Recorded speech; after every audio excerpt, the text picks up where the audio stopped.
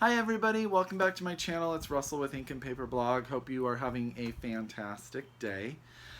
I am going to be starting a series of books, book hauls that are about the books that I bought while I was on the East Coast doing the Booktopia tour. I did a bunch of book shopping in the state of Connecticut. I'm going to break all that down for you.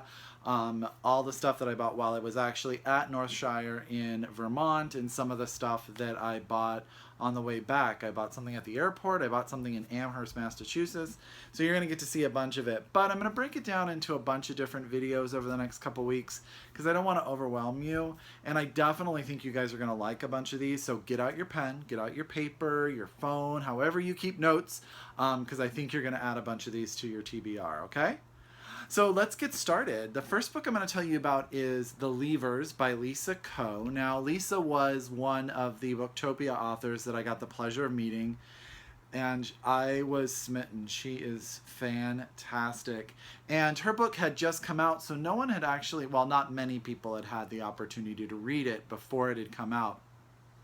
And it actually is an interesting story. So Lisa submitted it to I can't remember the name of the award. It's totally, the Penn Bellwether Prize for Fiction, which is actually a prize where you submit a manuscript before it's been published. And one of the parts of the prize is if it gets chosen, it gets published. So she submitted this book, and the person who heads that prize, or one of the people, is Barbara Kingsolver. So I know we all know who she is. And Lisa was on vacation and she lost her phone, and when she came back and found it, she had a lot of messages from Barbara Kingsolver trying to get a hold of her.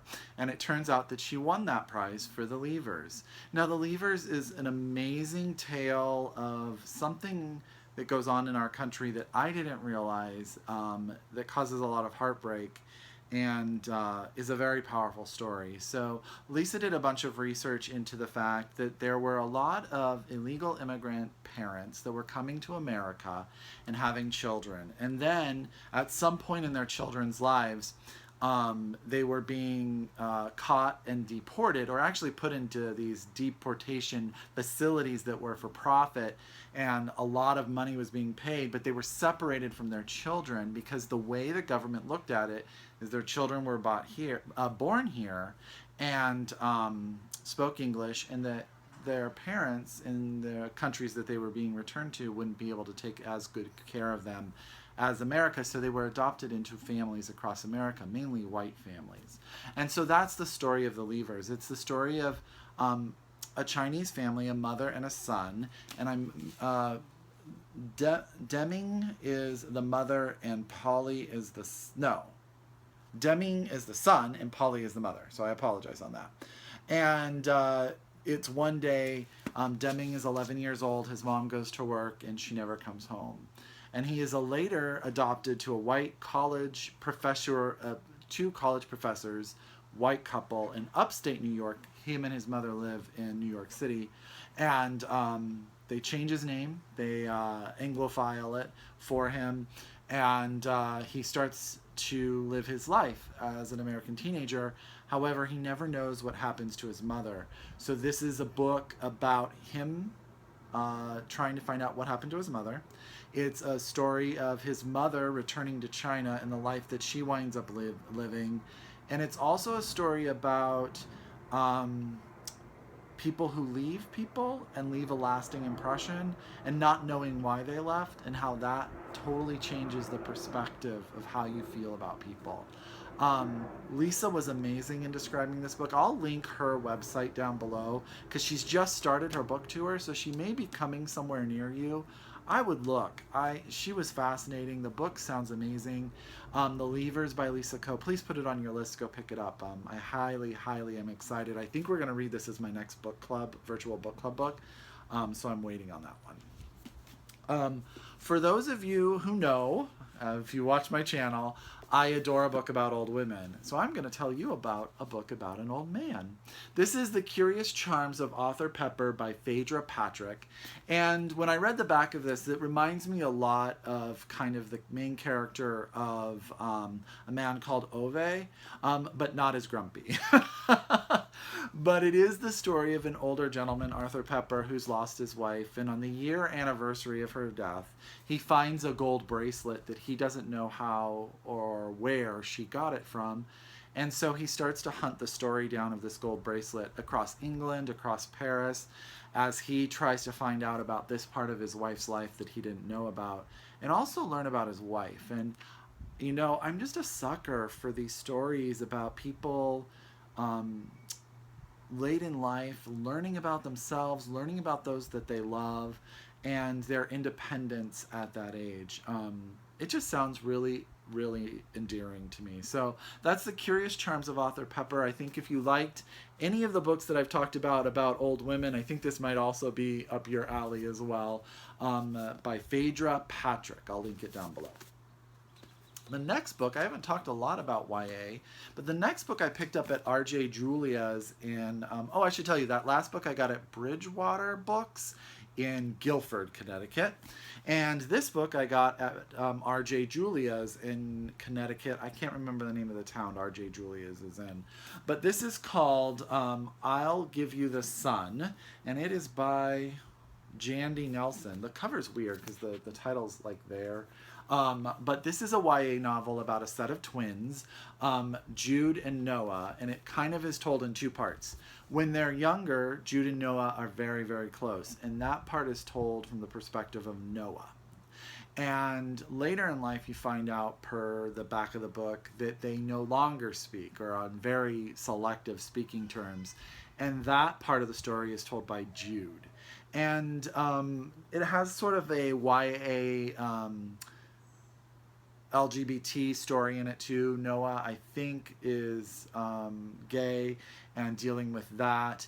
And Jude, it says at the back, it says, as an adult, that Jude meets an intriguing, irresistible boy and a mysterious new mentor.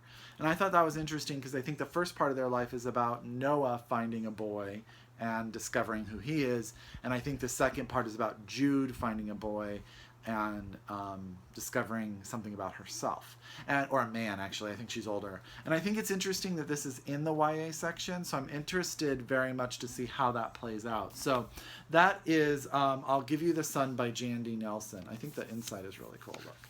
Wow. Very R.J. Julia bookmark. Falling out. Okay, so the next book I bought at Amherst Bookstore in Amherst, Massachusetts. I was with the Book Cougars and our friend Julia, and they went to do a tour of Emily Dickinson's house. And I decided I just wanted to be out in the air, and of course there's a bookstore down the street, so I'm going to peek in. And I found two books by this author, and I'm going to tell you about one today. It's called Devils in the Daylight by Junichiro Tenziki? I know that's not right. That's a Greek spice, but that's it. Look at the cover. It's kind of creepy. I actually found both of these books. I've never heard of them. They are Japanese. They are translated by Keith Vincent, and they were on the news shelf, and I was like, oh, I've not heard of this Japanese author. I should pick it up. And I'm just going to read you the inside because this one's kind of, it's a mystery, and I want to make sure I sell it right to you. One morning, Takahashi, a writer who has been up all night working, is interrupted by a phone call from his old friend Sonomura.